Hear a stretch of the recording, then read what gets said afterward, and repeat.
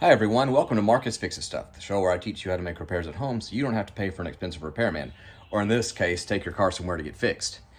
In a previous video, I showed you how to attach a fender flare to a 2016 Mazda CX-5. Well, I had a lot of comments about how do you take one off. So in this video, I'm going to show you how to do just that. Let's get started.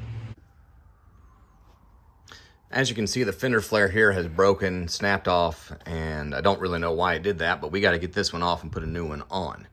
The first thing we're going to do is remove these nylon push pins. There's one here, there's one up here, there's one right here, and there were probably some on this side, but as you can see, they're no longer there. We're going to get a flathead screwdriver and put it underneath this pin and pop these out so we can pull them out all the way. We're just going to put our screwdriver right underneath the top of the pin there, go all the way around, working it out. You can pull with your hand, and that pulls right out. And you should be able to pull this out the rest of the way too. And you may have to get a pair of pliers or something, and that's okay too. There we go. There you have it. And we're going to do that all the way around the car. All right, this is the last one. Just get your screwdriver underneath, just like that. Go full circle on it so that you don't snap it. And just pry it back, and you can grab some needle nose pliers if you have to. And just give it a little pull. There we go. A little teamwork there. And then you can get the rest of the rivet or push pin out with a little bit of elbow grease. All right. All of those have been removed. Now we're going to work on the tricky part, which is the white pins that are holding it to the frame of the car. This is where we took the push pin out.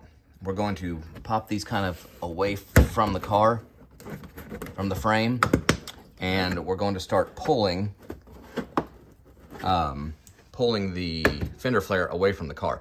Now it's probably going to snap. It's probably going to look like this. You're going to have little white rivets that are left in place, and we're going to have to break those off. But first we're going to pull this thing off by hand. And don't worry about the breaking, because like I said, that's just going to happen with these older parts. And there we go. The old one is off, and as you can see, we do have a few of these white rivets that were built into that piece that are still on there. So we're going to have to break those out so we can put the new fender flare in place. What I like to do is take some needle nose pliers and get behind these pins and break this side out and then pull this side out. So we're going to pull this flat back, and we're going to reach inside and try and snap the pin on the underside.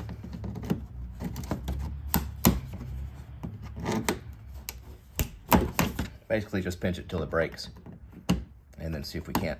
There you go, pull that out the rest of the way. We're going to do that to the other ones. If you've got any that are still in the spot, we're going to do that. Pinch on the inside, then pull them out. Then we can put the new one on.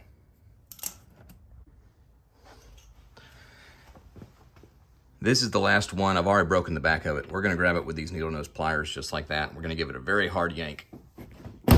There we go. It's okay. It's okay if you break these, because the new one is going to have some that are already in place. So there you go. We've got the old one off. You might want to clean this up, wipe it down some before you put the new piece on, just to make sure everything's nice and clean. That's the end of the video. Thanks for watching. As you can tell, I'm out of breath because that was harder than putting one on. That took a little more work. But we did it. If you have any questions, let me know in the comments. Please like the video, subscribe to the channel. Thank you to everybody else that has subscribed, and I will see you again when something else breaks. God bless.